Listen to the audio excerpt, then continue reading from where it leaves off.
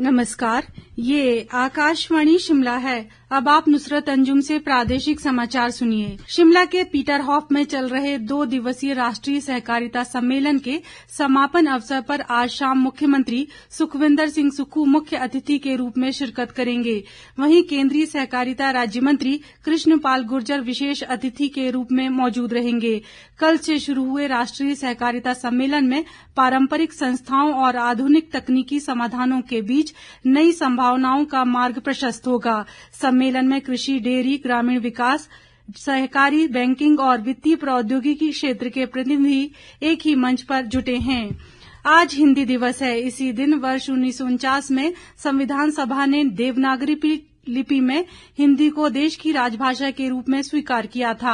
आज हिंदी दुनिया की सबसे ज्यादा बोली जाने वाली भाषाओं में से एक है और 52 करोड़ से ज्यादा लोगों की पहली भाषा है। इस अवसर पर देश सहित प्रदेश में विभिन्न कार्यक्रमों का आयोजन किया जा रहा है। केंद्रीय गृह मंत्री अमित शाह आज गुजरात के गांधीनगर में 5वें अखिल भारतीय राजभाषा सम्मेलन का उद्घाटन करेंगे।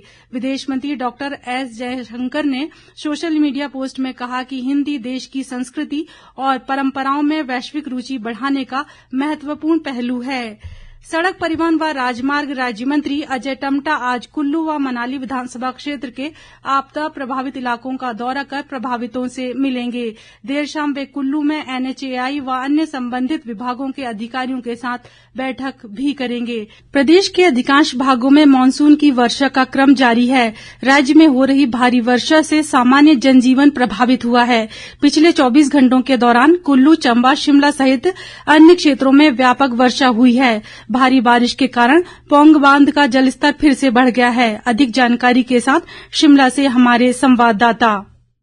हिमाचल प्रदेश में भारी बारिश और बादल फटने से तबाही जारी है। कांगड़ा, बिलासपुर, हमीरपुर, चंबा और मंडी समेत कई जिलों में नुकसान हुआ है। बिलासपुर के गुतराहन गांव में बादल फटने से मलबा घरों और खेतों में जा घुसा। मंडी के धर्मपुर में पहाड़ी दरकने से 39 परिवारों को घर छोड़ना पड़ा है। कुल्लू की ब्यास नदी में भी एक व्यक्ति बह गया है, जबकि भारी बारिश के कारण पौंग बांध का जलस्तर फिर से बढ़ गया है। 4467 करोड़ रुपए का नुकसान अभी तक आंका गया है। आकाशवाणी समाचार के लिए शिमला से योगराज शर्मा। राज्य आपातकालीन परिचालन केंद्र के अनुसार भूस्खलन के कारण राज्य में मानसून सीजन के दौरान अब तक 394 लोगों की मृत्यु हुई है।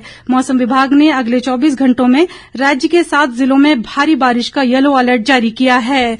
उधर भारी बारिश, भूस्खलन और बाढ़ की वजह से चंबा जिले में कई जगहों पर खेतों की उपजाऊ मिट्टी बह गई है। बड़ी संख्या में खड़ी फसलें भी पूरी तरह से नष्ट हो गई हैं। कृषि उप निदेशक चंबा भूपेंद्र सिंह ने बताया कि जिले में कृषि विभाग को लगभग 19 करोड़ रुपए का भारी नुकसान झेलना पड़ा है।